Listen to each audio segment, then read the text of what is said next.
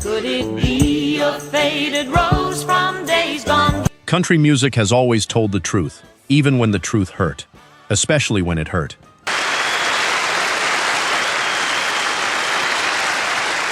These 12 songs aren't just sad because someone wrote a sad melody. Every one of them came from somewhere real, a divorce that actually happened, a mother who actually sewed that coat, a son who actually never came home. 'Cause there's something in a Sunday. Some of these stories will surprise you. A few of them will genuinely break your heart. This is the real history behind 12 of the most devastating songs country music ever produced. But I didn't see no tears. Number 12, Bobbie Bear, Detroit City, 1963. Deep in Detroit City. In the years after World War II, hundreds of thousands of people from Appalachia and the rural South packed up and moved north, chasing steady factory paychecks in cities like Detroit.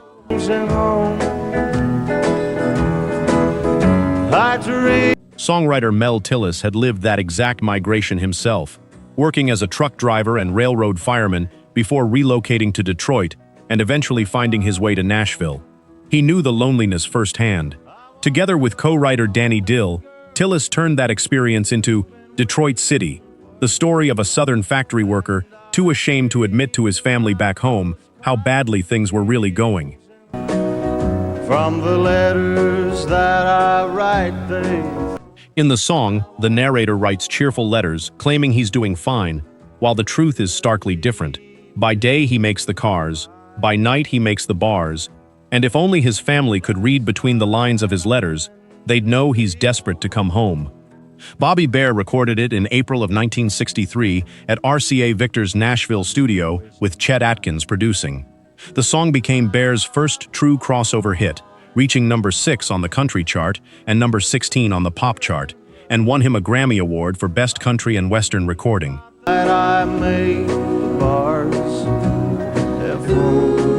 What made it resonate wasn't melodrama, it was restraint. Bear sang it with what one critic called a tired kind of dignity, the voice of a man who'd seen long roads and cheap rooms and nights that didn't feel like victory.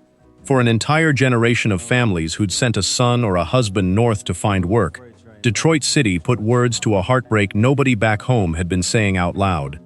Country singer Billy Grammer had actually released a version first, retitled I Wanna Go Home, which reached number 18 on the country chart earlier that same year. But it was Bear's version that turned the song into a genuine standard, later recorded by Tom Jones and dozens of others.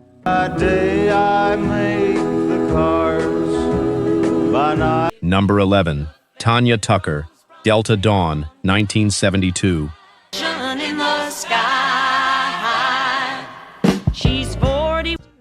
Songwriter Alex Harvey carried a painful secret behind Delta Dawn for over a decade before he ever told anyone the truth about where the song had really come from. Prettiest woman you ever laid eyes on. When Harvey was 15, his mother, a free-spirited, hard-drinking hairdresser from Brownsville, Tennessee, asked to come watch him perform on a local television show.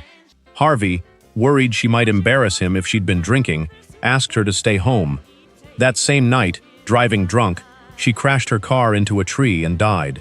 One and her daddy still calls her baby. Harvey always suspected it wasn't entirely an accident. He carried the guilt silently for 10 years. Then, one night in Los Angeles around 4 in the morning, sitting up alone with a guitar after everyone else at a friend's house had fallen asleep, Harvey said he felt his mother's presence fill the room. He described seeing her clearly, sitting in a rocking chair, laughing.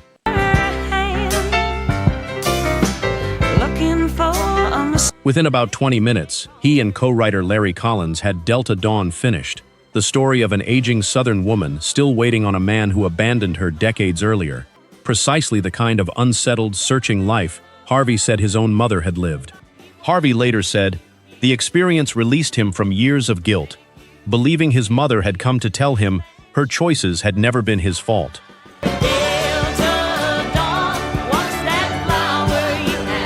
Blues and gospel singer Tracy Nelson and Bette Midler had both already been performing the song live before it was ever officially recorded. drawn to a melody and chorus structure strikingly close to Amazing Grace. Then a 13-year-old singer named Tanya Tucker recorded her own version in 1972, restructured to open with the chorus instead of the verse. Delta Dawn, what's that flower you have on? A contemporary review in Cashbox magazine marveled that Tucker had already established herself as country music's first 13-year-old superstar. Her take earned a Grammy nomination and turned her into a genuine phenomenon, built entirely on a grief her songwriter had carried quietly since he was a teenager himself.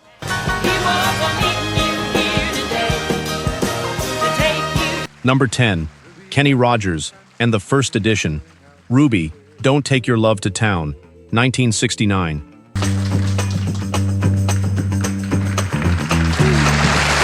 Songwriter Mel Tillis, who also wrote Detroit City, said, "Ruby, Don't Take Your Love to Town," was based on a real couple who lived near him, a badly wounded war veteran and his much younger wife, whose marriage buckled under the weight of his injuries.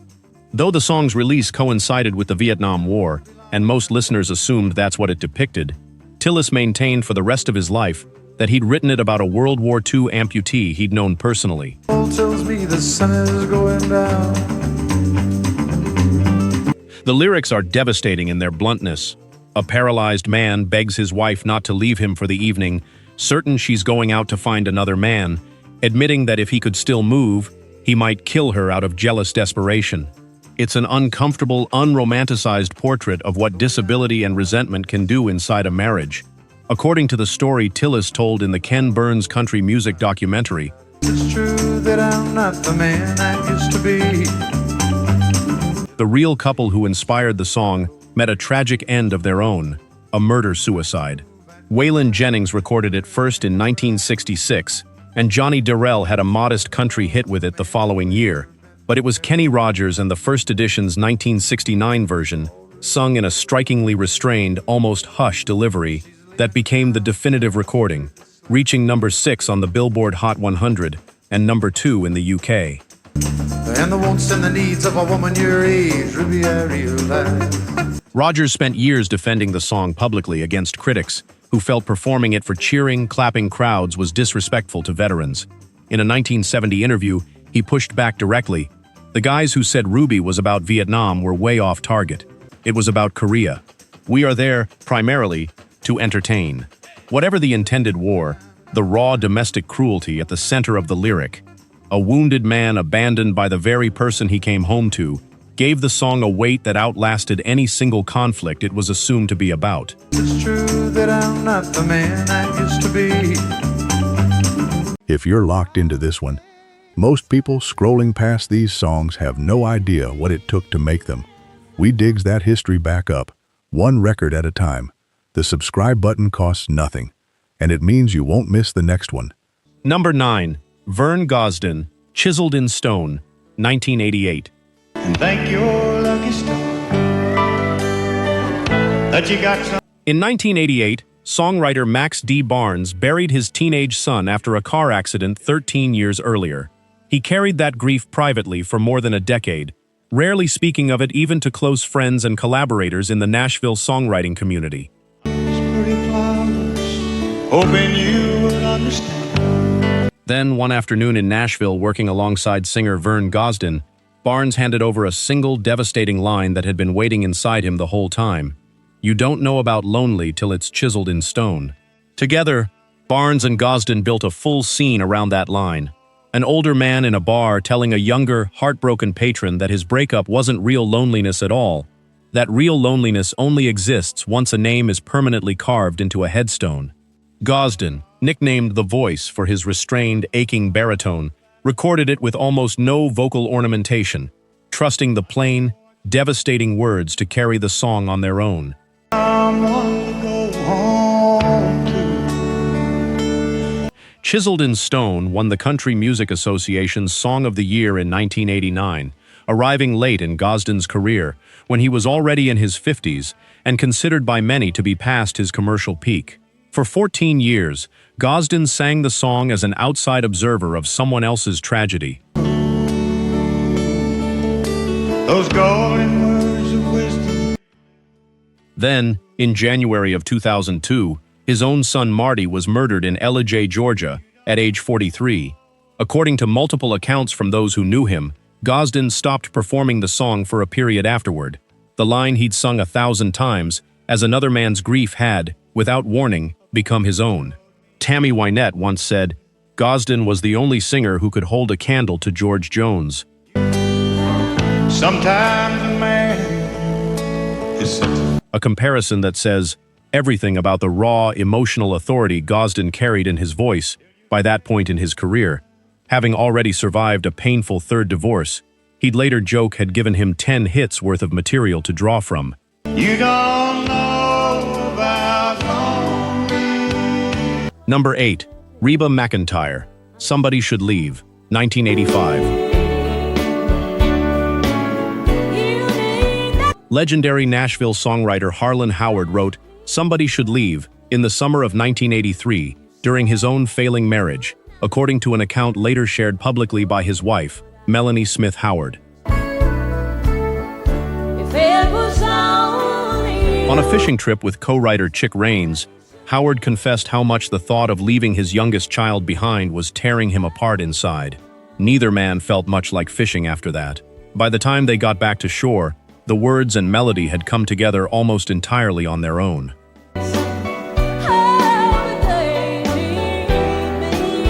The song tells the story of a marriage that both people know is over, held together only by the children, and the devastating moment when someone finally has to say out loud who stays and who goes. The single most gutting line in the song, "You need the kids, and they need me," carries the entire weight of a mother who knows exactly how the story has to end.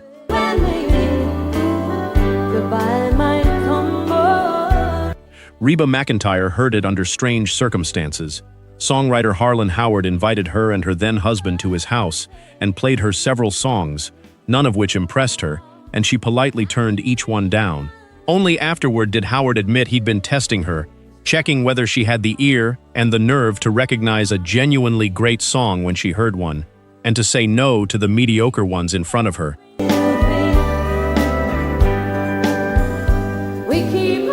Somebody Should Leave became her second consecutive #1 hit, holding the top spot on Billboard's country chart in May of 1985, and marked the true beginning of her superstardom. Critic William Ruhlman later called it a characteristically direct Harlan Howard story song about an impending divorce a couple was studiously avoiding, built on a heartbreak its own writer had been quietly living through as he wrote it, a fact almost none of the millions who heard it on the radio ever knew.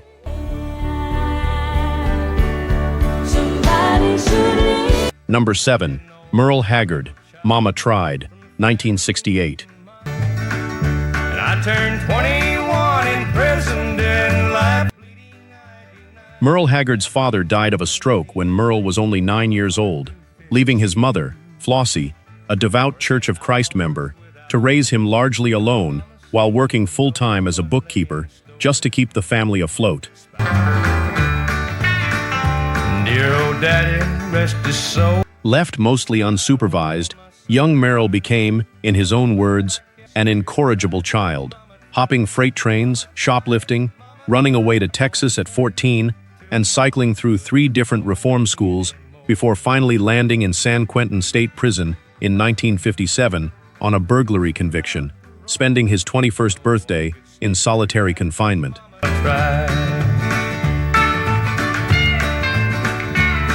While inside, Haggard watched Johnny Cash perform a concert for the inmates, a moment he later said changed the direction of his entire life, inspiring him to join the prison's band rather than continue on the path that had put him there. Paroled after less than 3 years, Haggard channeled that entire chapter of his life directly into Mama Tried, a song that doesn't ask for pity or excuse his choices, instead placing the blame squarely on himself for ignoring a mother who had genuinely tried everything to steer him right. Rest wanted me to have the best. She tried to raise. Released in 1968, Mama Tried shot to #1 on the country charts within a month, before eventually being bumped from the top spot by Jeannie C. Riley's Harper Valley PTA, and it became one of Haggard's most enduring signature songs, later covered by artists ranging from the Everly Brothers to the Grateful Dead. Hard to fill his shoes. working hours without. Haggard himself called it the truest thing he ever wrote. Not a character study, but a direct, unflinching confession about the mother he'd let down and the price he'd paid for it. Notably, the song actually exaggerates his real sentence for dramatic effect. Haggard was paroled after less than 3 years, not the life without parole the lyric describes. A small creative liberty in an otherwise brutally honest account of exactly how he'd spent his early 20s.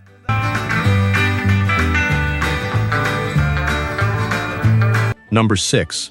Loretta Lynn, Coal Miner's Daughter, 1970.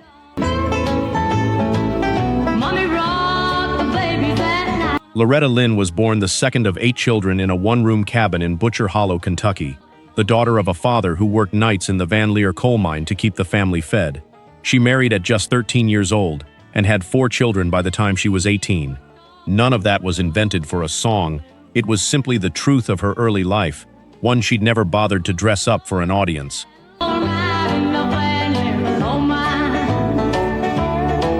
In 1969, Lynn sat down and, according to her own account, wrote the song in a single sitting, starting with the plain, unpolished line that would become instantly famous.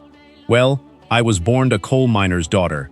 9 full verses poured out describing the cabin, her father's exhausting labor, and her mother's hands, raw and bleeding from scrubbing clothes on a washboard.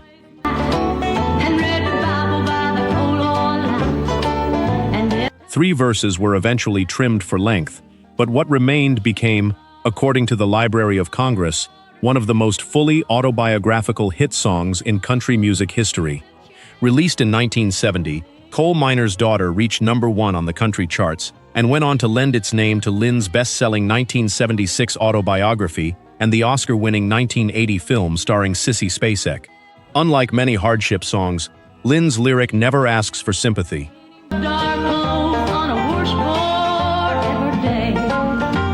She remembers a childhood short on money but long on love, treating her own poverty not as tragedy, but as the honest foundation everything else in her life was built on. Decades later, her own granddaughter, singer Taylor Lynn, put it simply, it tells the story of her life.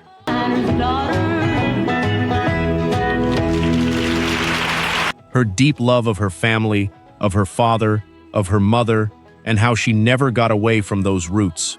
Loretta herself married Oliver Doolittle Lynn at just 13 and had 4 children by 18. Details the song never dwells on, but that make its matter-of-fact tone about hardship land even harder in hindsight.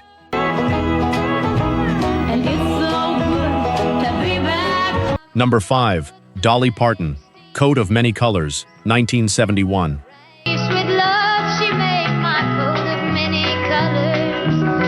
Dolly Parton was the 4th of 12 children raised in the Great Smoky Mountains of East Tennessee, in a family so poor that when winter came and she needed a coat, there was no money to buy one. Her mother, Avie Lee Parton, instead gathered together a box of donated fabric scraps and sewed the pieces into a coat by hand, telling young Dolly the biblical story of Joseph's coat of many colors as she stitched, explaining that the coat was proof of just how deeply she was loved. Dolly wore that coat to school with genuine pride. Her classmates did not see it the same way, mocking her mercilessly for its obviously patchwork, second-hand appearance. I was so proud of that she told. Parton has said the sting of that humiliation stayed with her for years, until she finally sat down as an adult and turned the entire memory into a song. Released in 1971, Coat of Many Colors reached number 4 on the country charts and became, by Parton's own repeated admission,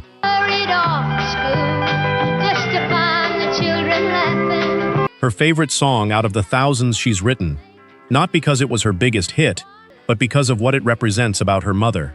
When the song first became a hit, Dolly's mentor and duet partner Porter Wagoner was so moved that he had the original royalty receipt framed.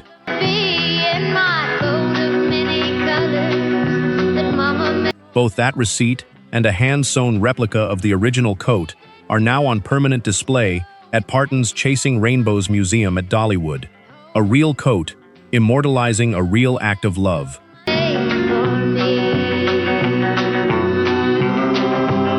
The story proved durable enough to spawn two separate NBC television movies decades later, in 2015 and 2016, and an unreleased final verse Parton once wrote, later printed only in an album's liner notes, closes with the line that nothing in her life since has ever been as precious as her mother's memory, and the coat she made her.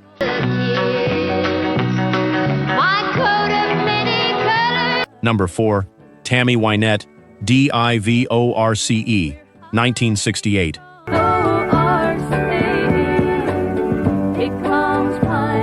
Songwriter Bobbie Braddock got the idea for Divorce from an earlier unfinished song about a couple who spelled out words in front of their child to hide adult conversation, and reworked it into the story of parents forced to spell out Divorce and Custody, so their 4-year-old son wouldn't understand his family was breaking apart.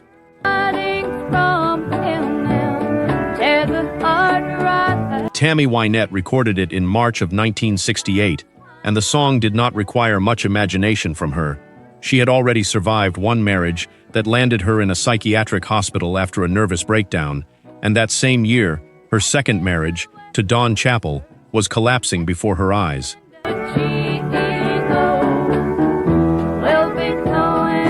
Wynette later admitted plainly, "I hated myself for not writing that song.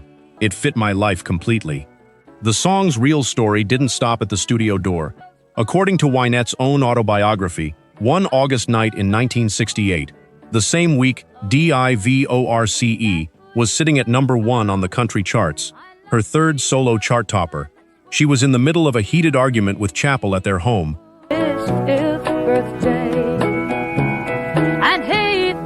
When singer George Jones, whom she barely knew at the time, showed up unannounced. Watching how Chappell was treating her, Jones flew into a jealous rage, flipped over a coffee table, and blurted out that he loved her. Stunned, Wynette admitted she loved him too. They left together that same night. Within a year, Tammy Wynette had married George Jones, the man who, 12 years later, would go on to record what many consider the single greatest heartbreak song in country music history.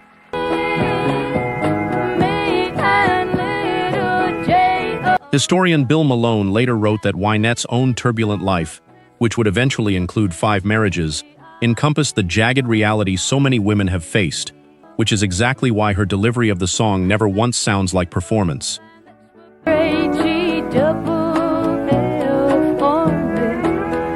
Number 3. Johnny Cash, Sunday Morning Coming Down, 1970. Something in a Sunday. Chris Christopherson had a Rhodes Scholarship from Oxford, a master's degree, and had risen to the rank of Army captain, and he walked away from a teaching position at West Point to move to Nashville and become a songwriter instead. For years, that meant working as a janitor at Columbia Records, sweeping floors in the very studio where his musical heroes recorded, too intimidated to even say hello when he watched Bob Dylan record an album a few feet away. On a Sunday morning side. Out of that lonely, broke, self-doubting period came Sunday Morning Coming Down, a raw, semi-autobiographical account of a hungover songwriter waking up with nothing but regret and the sound of a church bell reminding him of the life he'd left behind. In the park I saw a daddy. The legend of how the song reached Johnny Cash has taken on a life of its own. The popular version claims Christopherson landed a National Guard helicopter on Cash's front lawn to personally deliver the demo tape. Christopherson himself later admitted he doubted that ever actually happened, saying Cash had a pretty creative memory, but he never publicly disputed the story because Cash's championing of his songwriting had meant everything to his career. They was singing. When Cash performed the song live on his network television show in June of 1970, producers demanded he change the lyric about wishing he was stoned to something more acceptable for broadcast. Cash flatly refused and sang it exactly as written. The song went on to hit number 1 on the country charts that October and won Christopherson the Country Music Association's Song of the Year. Somewhere far away a lonely bell was ringing. It wasn't the only way the two men's fates were tied together either. Cash's wife, June Carter, reportedly kept smuggling Christopherson's demo tapes into their bedroom in her purse, playing them for Cash at night, while he tossed most of them straight out the window into the lake below their house. Everyone's, apparently, except this one, which finally broke through. Of a sleeping city sidewalk. Number 2, Bobbie Gentry, Ode to Billie Joe, 1967. And then she said, I got some news this morning. Unlike every other song on this list, Ode to Billie Joe is not a true story, and Bobbie Gentry never claimed otherwise. What is entirely true is everything that happened after she wrote it. And Mama hollered at Magnolia. The song describes a Mississippi family calmly discussing the suicide of a local teenager, Billie Joe McAllister, over dinner, while the narrator, who shared a secret relationship with him, sits silently at the table, gossiped about by her own family, without anyone realizing she's the one most affected. Gentry, who grew up near the real Tallahatchie River the song is named for, Put a frog down my back at the Carroll County. called it a study in unconscious cruelty, saying the point was never what Billie Joe and the narrator threw off that bridge the day before his death, but how casually a family could pass the peas and apple pie while a genuine tragedy sat unspoken at their own table. From Choctaw Ridge. Released in July of 1967, Ode to Billie Joe became an overnight sensation, unexpectedly climbing past the Beatles, the Doors, and Aretha Franklin to knock All You Need Is Love out of the #1 spot on the Billboard Hot 100, after selling an astonishing 750,000 copies in its very first week alone. And now you tell me Billie Joe's jumped off the town. The mystery of what exactly was thrown off the bridge became one of the most debated questions in American pop music, and Gentry, true to her word, refused to answer it for the rest of her life. Not to journalists, not to her own band, not to anyone. The real Tallahatchie Bridge became such a magnet for curious visitors trying to recreate the jump that local officials eventually had to pass a law, fining anyone caught leaping from it. The song's grip on the culture proved so strong that it was adapted into a 1976 feature film, which earned roughly $27 million at the box office despite Gentry never appearing in it herself, having largely withdrawn from public life not long after. Mama said to me, child, what's happened to you after? Number 1, George Jones, He Stopped Loving Her Today, 1980. They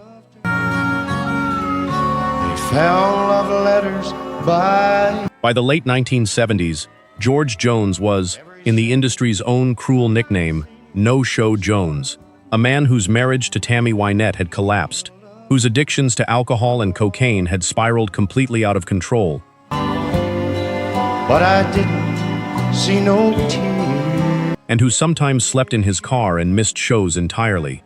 Critics had quietly written his career off.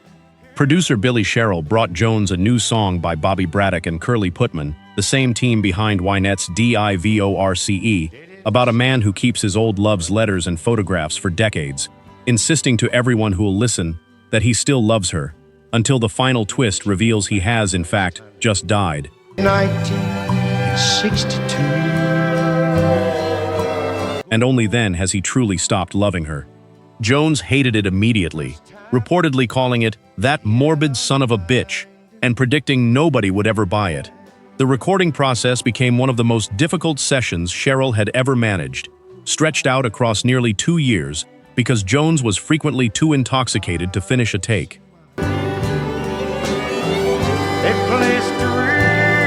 The spoken word bridge alone had to be spliced together from fragments of multiple different sessions. Jones later admitted the lyrics cut close enough to his own failed marriage to Wynette that he could barely get through it sober. When he finally heard the completed mix, he reportedly wept. Released in 1980, He Stopped Loving Her Today spent 18 weeks atop the country charts, won 2 Grammy Awards, and has been named the greatest country song ever recorded by critics and fans alike for over 4 decades since, including a formal ranking from Rolling Stone magazine. I wondered if she would. The song's famous hook actually began as a phrase songwriter Bobby Braddock overheard secondhand.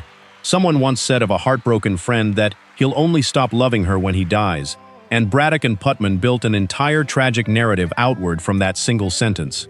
Steel guitar legend Pete Drake's mournful playing on the finished track has since become almost as celebrated as Jones's own vocal. Jones later said simply that 3 minutes of music had saved a career everyone else had already given up on. Loving her today.